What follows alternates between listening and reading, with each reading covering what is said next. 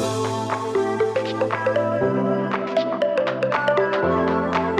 it is our turn to turn to Hanan and his content commerce panel. They're going to be discussing what it is, why it works, and please welcome to the stage Hanan Maayan, CEO of Trackonomics. Not just me.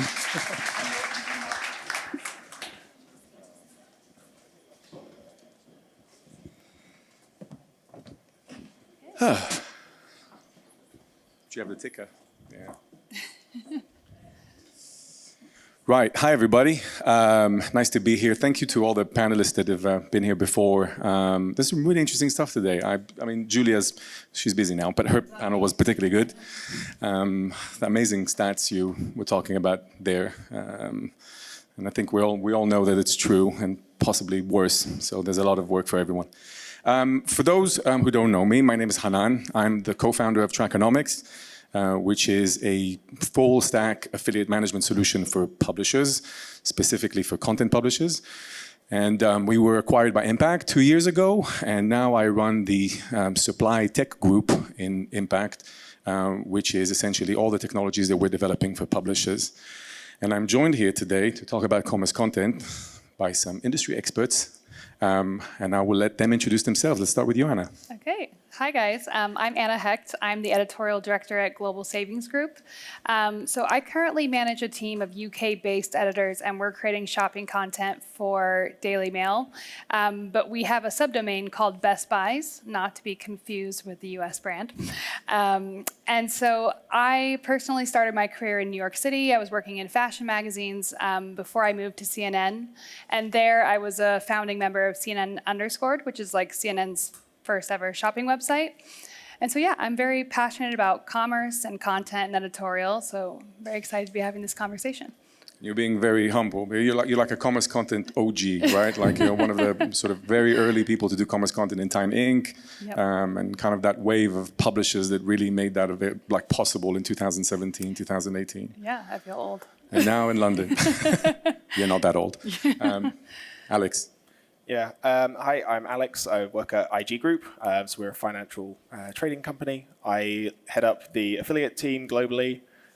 We work with about 150 partners on the Impact Network at the moment, including Global Savings Group. So yeah, that's me. Nick. Cool. I'm Nick. I work at Silverbean. Silverbean is a specialist affiliate and partner marketing agency.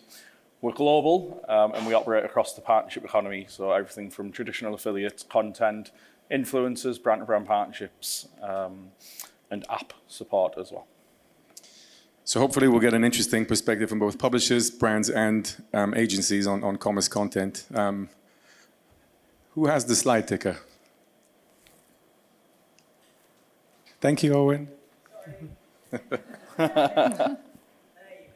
Yay. Okay, well, let's start at the beginning, which is essentially what is commerce content really? It's a term that's been used more and more frequently. Different people, different companies have different, I think, definitions of what that is. But let's ask the OG, what do you think it is, Anna? What is commerce content? Okay, so I think like traditionally when you think about commerce content, most of us would think about brands and influencers partnering with a publisher to create content that provides, like a unique shopping experience. But from my perspective, I think in my role, what I'm thinking about is trying to create the most like commercially viable content that works in a particular market. And I think it should also act somewhat as service journalism. So I think that we need to be making sure that our content is still as like unbiased as possible and balanced and like editorially sound. And the whole point of what we're doing is to create a better shopping experience where we're guiding the user to make a better purchasing decision. So that's how I would define it, but that's because I also have to pay attention to performance metrics. So. And Nick, what about you? How would you define it? For me, it's around a content publisher that is creating content that is in line with a user journey. So the support on that user to actually purchase, and the content will help to educate or inform them within that user. So a slightly more utilitarian definition of what that is.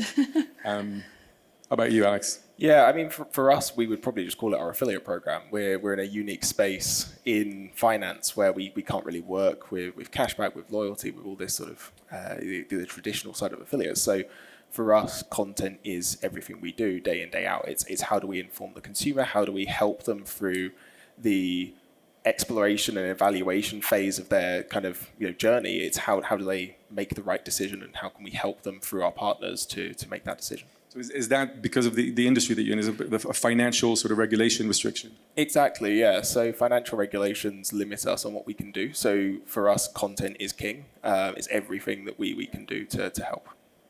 Interesting. There's a list which is taken from our report that we've done with Digiday about top types of commerce content formats.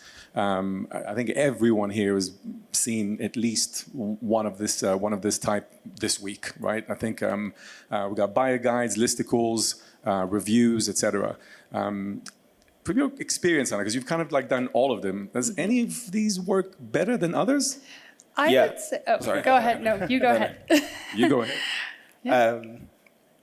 Go ahead. I think for us, the category heuristics of comparison sites is just unparalleled in finance. It's a very complex set of products, and so being able to really break them down into their key component parts massively supports on comparison tables. Are these the type of sites where essentially products are sort of matched against each other? Correct. What are some examples of that? What kind of websites are we? Yeah, I mean, I think Finder.com is a really good example of a site that very easily breaks down the key areas of the product that you'd be looking for, and you can rank them, and they nicely line up user reviews alongside that. So that's B2B. That's interesting, right? What about you, Anna? Yeah, I mean, I would second what you said about product comparisons articles doing really well. And we actually just on our site developed a whole product comparison table, and we're still kind of figuring out how to use it, because I think while it may work better within like the tech space, it's maybe a little more questionable if you're doing fashion. So we're trying to decide how to use this. But I think the ability to show a user all of the specifications right away and let them understand like this one is better for me than this one is very powerful, especially if you can get it to the top of the content. Because unfortunately, as much as us writers would like to believe that people are reading all of our content, they're probably not. They just want to see the table and click a button and buy what they want. So I think that's a very strong one.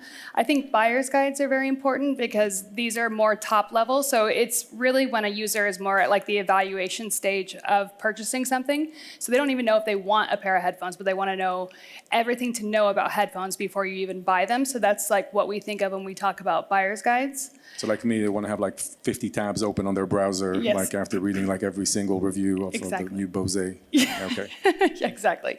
And then also listicles. I mean, you've all seen them everywhere. They're like our best picks, we call them at Best Buys. But it's basically the editor curating for you exactly what to buy based on your budget. And if you want like 27 finds on cordless Amazon headphones or that are this. less than 50 pounds. Exactly. And that's when you're really further down in the funnel and you just want to choose one. So we're just giving you our best curated list within a category of products. So they're just super common because they're also high search volume keywords. So if you're doing your SEO research, you know everyone's searching for best TVs. They want to find your article, get recommendations, and then transact on it. I feel like we need to give credit to BuzzFeed for sort of making up that format, that 27 top thing, right? We have a lot of friends there. They have enough credit. Yeah, they have enough. But I think they've really turned it into. I think that BuzzFeed originated with listicles that are not commerce related, done very well. But they've really learned how to turn the commerce one into like an art form, right? There's like such a big program, and I think they particularly honed the kind of impulse buying type thing, isn't it? Sort of like 20 quid for something. Yep. I'll buy it. Totally. That kind of stuff. Is it fair to say, like from your opinion, that maybe the different types of commerce content are fit for different types of products, different types of campaigns? For example, you were talking about how-to guides. Also, sometimes gift guides fall into that category as well. Obviously, these do very well in particular seasons, don't they? Yeah.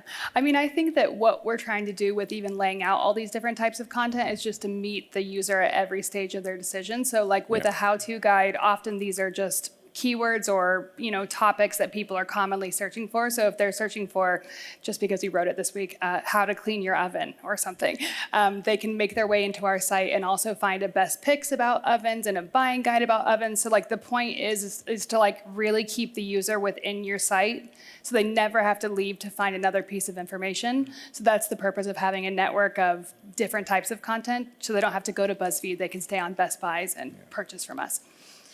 Would you consider, so Nick, does sponsored content fit into that category in your opinion?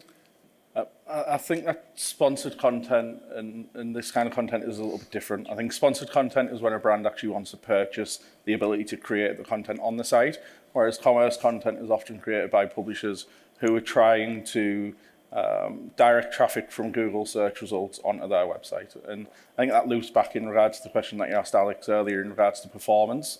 I think performance from an account management perspective is very much taking an SEO approach to this as well. And to take a step back from kind of the common KPIs that we'll see in an affiliate network, to step back and actually think around, well, how is the user journey interacting here? And also kind of giving respect to the partners in regards to the work that they've done in SEO as well to rank for that.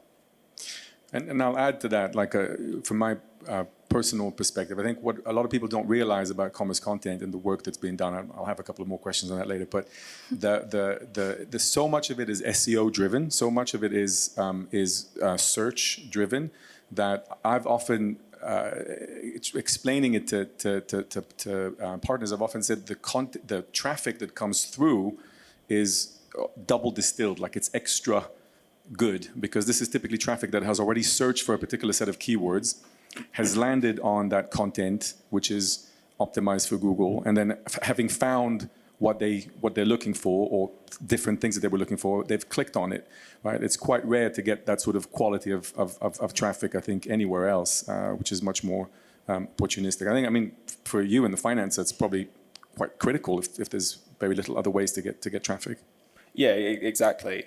So when we have the opportunity to write content, and I think we do a lot of commerce content, we also do a bit of sponsored content. And the big, I guess, difference for us in what we see is that you see that commerce content ranking much better. You see the value for longer term. And it just performs better because it's more authentic. So that's the key kind of thing for us when we're looking at these. Both who do we work with on content, but also what content do we put out there. It's about how can we maximize the authenticity. And from finance, we also have the additional element of trustworthiness. You can't promote finance through something that is not trustworthy because it's people's money. And people are really, really cautious there. Good.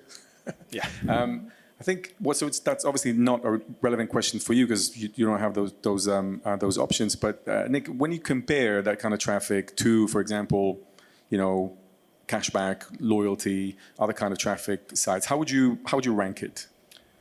For us, it's taking the value of the work that the publisher's done to begin with. So like the actual skills involved in order to create content that ranks really well within Google. So recognizing that and the hard work that goes towards it. I think that the second part of it as well is also kind of post-purchase analysis. So we work a lot with some subscription clients and also finance.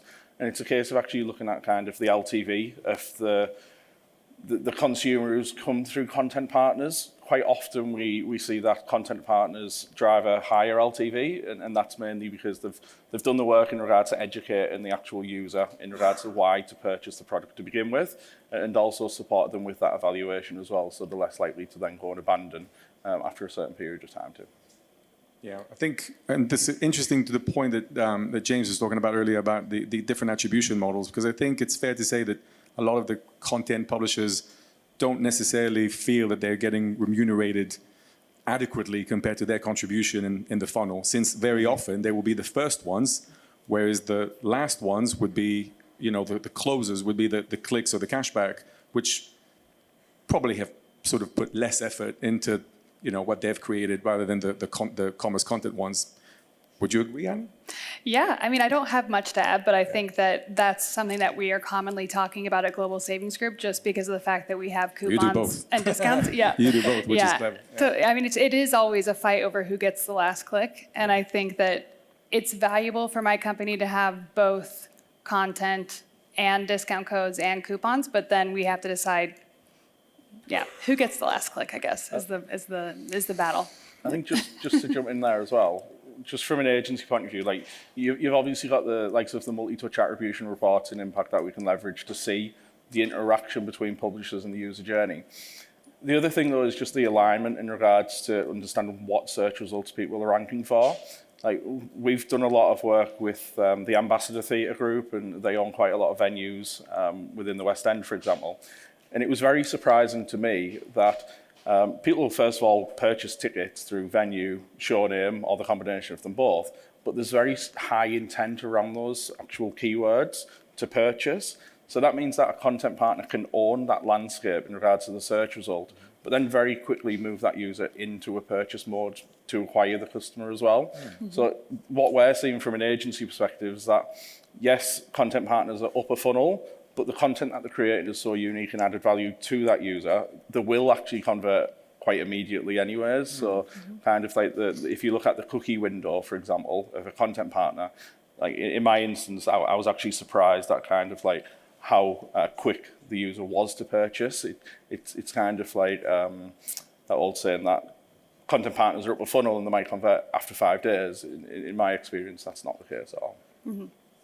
Yeah, and I think that where we've seen a lot of progress, I think, on both brands, agencies, and platforms as well, is with a lot of them realizing that for many of these content partners, probably the best model to sort of work with is ECPC, or like some sort of a CPC-based model or approach, because that way the content publishers that they've invested so much effort, and we're going to talk about that next, but into creating the content that created that traffic, gets paid something, right? Even if the conversion has been attributed to the coupon or cashback side, because it just seems more fair, really. I think, but let's talk about that for a second. I think a lot of people don't necessarily understand what goes into the production of like a content piece. So can you sort of explain how do you write content in Global Savings Group? Mm-hmm. Well, I think that maybe what's even more interesting is to talk about like what makes content perform. Yeah. And I think that for us, especially at Global Savings Group, we launched Best Buys about 2 years ago. So we have to think about how we can like compete in such a big space and like really get retention beyond just being valuable on Google. So I think like our first tip or like advice would be to really make sure when you're creating your content to understand like how you are really addressing the user. And this actually takes so much time to make sure that it's consistent across your brand. But I think one thing that we have been talking about is what is our persona and how are we actually talking to our readers. And I think that if you're going really far into like tech or something in that area, you're going to have to go more in depth with what you're writing and be more detailed about the products themselves. But I think if you're more of like a generalist, like we are at Best Buys, where we're writing about lifestyle and tech and travel and fashion across the board, we can kind of approach you as like your casual best friend who wouldn't lead you astray and give you a good recommendation. So I think we're trying to always consider, when do we bring experts in for the purpose of helping our reader more, and when is the persona that we've created like enough? So I think it's just creating that consistent like tone and style across your brand is actually like a lot of work, especially if you're working with freelancers and making sure that everything matches and the people recognize who you are when they arrive on your site. So I think that's a big one. I think the other thing is just being very careful about your content planning. So you should not be shooting in the dark when you're creating content and just hoping that everything will land. And so for us, when we started off, we were covering like a wide range of topics and categories. And now we've seen recently, like, 2 years ago, people wanted tech from us, but now they seem to want travel more. And so we're actually honing in on people want travel from us, and maybe it's seasonally relevant now, but for us to just continue filling up our tech category is not that important. So I think paying attention to your performance metrics, seeing what people want from you is like super important. And then just to touch on the labor point of it as well, I think that what people don't realize when they're looking at product review sites is like how much work really goes into creating the content. And I think that, of course, we're doing the SEO research and we're writing the content and we're doing everything in between. But at the end of the day, we're writing about products that will go out of stock and the prices will change all the time. And this is not automated. I'm sure I can see a lot of people nodding, so I think everyone understands this. And you won't always get the pain point. attribution, the sale. Exactly, yeah. And so I think if you're gonna write evergreen content and just keep producing, you need to have a plan for how you're gonna revisit the content 6 months later and say, like, how are we gonna actually make sure that every user who lands on this page gets a good user experience? Because if you're gonna write best headphones and then just like leave it in a graveyard for 2 years, no one is going to get there and have a good experience. So this is something that I think everyone should be aware of because it's so much time, it takes so much time.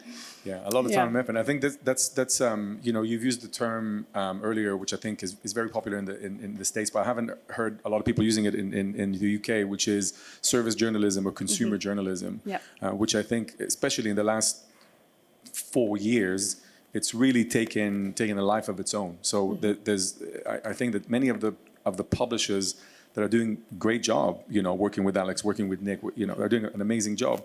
They're doing it while also providing an amazing service to the readers. The readers that today are really struggling with all the choices, with all the different options they can have, and someone coming in and saying, actually, you know, these are cool, or actually these are really good, or actually these are really cheap. You know, all these different angles are, you know, huge contributors. I think just adding on to that kind of labor point, brands shouldn't really think as well that this is free and easy content on their side either. It's not like, you know, we just go to Daily Mail and say, hey, write some stuff about ISAs for us. It doesn't work like that. You know, we are collaborators in the sense of there will be questions. There will be elements where you need to support them in really giving quite detailed product descriptions from experts within your business sometimes. And so, it's not as simple as kind of just saying, hey, start off and get writing. It's you have to be engaged as a brand as well. Fantastic. I like the next question because it does with successful things. So I'd like to talk about campaigns or initiatives that you've had in commerce content that were particularly successful, and also to kind of understand from you why were they successful in your opinion, and how did you sort of measure that success? Let's start with you, Nick. So the best example of commerce content that I've got it's back to the ticketing example that I mentioned earlier. Probably about 6 years ago now, we identified that people were purchasing tickets back to the venue, the show name, or the combination of them both. And what we then done for that client was to identify each keyword and look at who was ranking for those search results.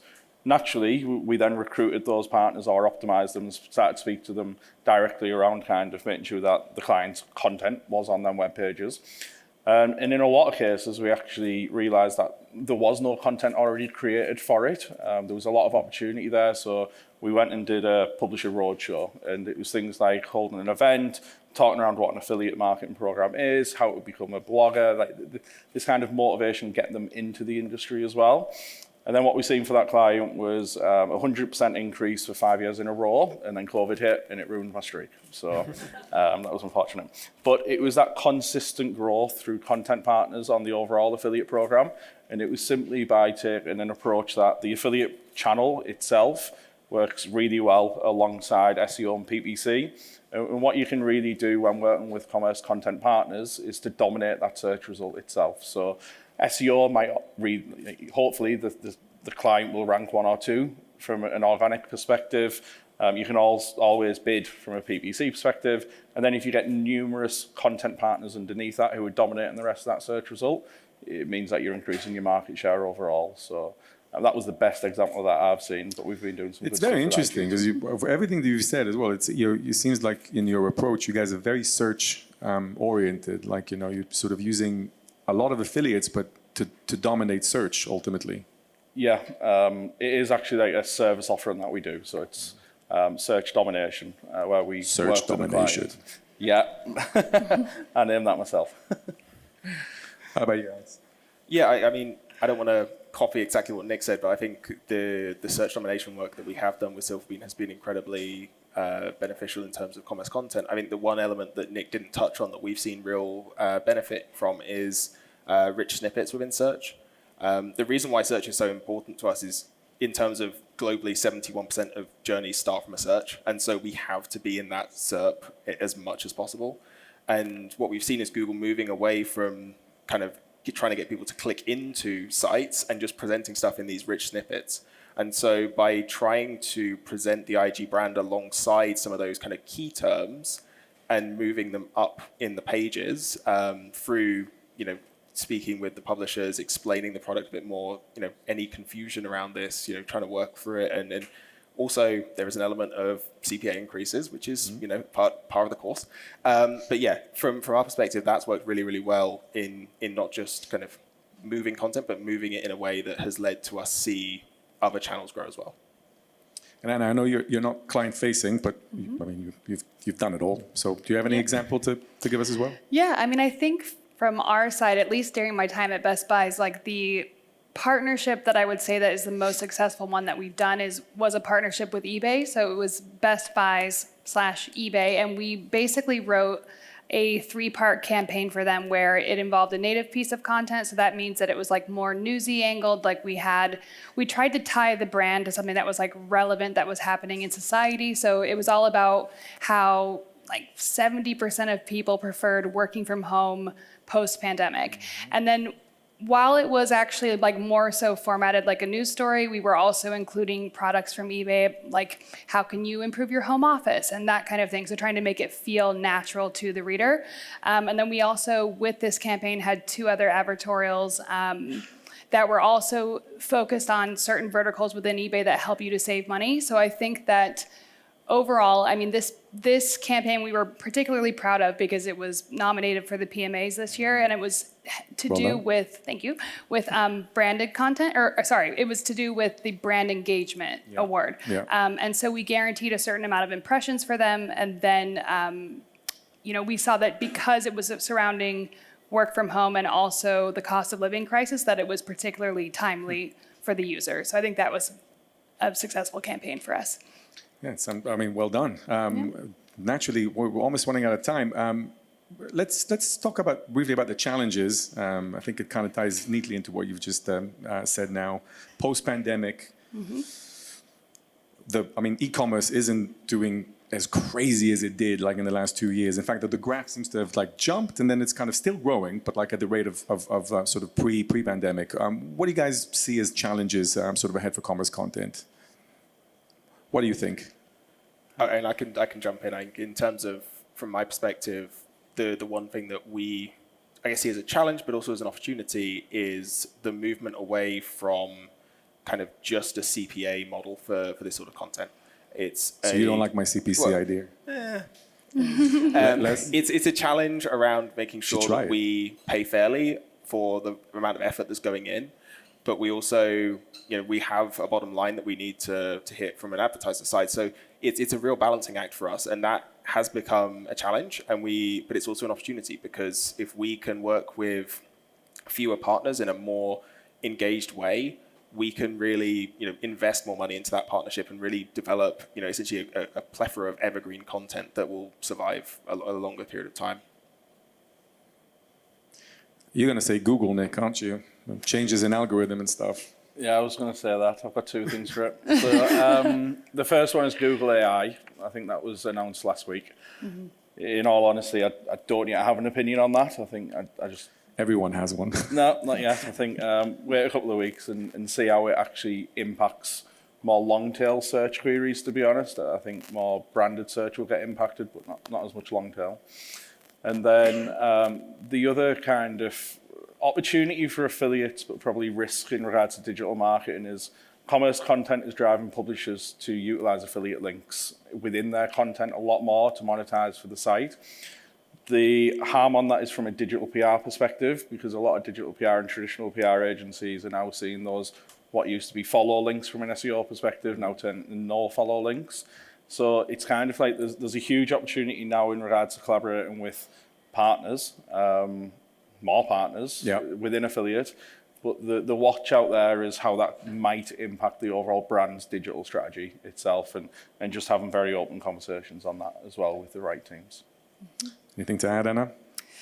I mean, just to go back to the AI topic, I know nobody wants to talk about it, but I think it's a big point of contention at this point because we obviously want to try to have a growth mindset and be like, everything will be fine and we'll just embrace this. Yay. But it does worry our team. And I think when you have editors who maybe didn't really want to be AI editors, That's a thing now, isn't it? Yeah, An AI editor. Yeah, my whole team is panicking about this. So we'll see kind of how that plays out. But I think also in terms of what you were saying about how the search is going to look, it's in order to have visibility, you're going to have to be like a true expert on a topic. So we're going to have to think about how we structure our teams to ensure that our content even has a chance of getting clicks with the changes that are happening.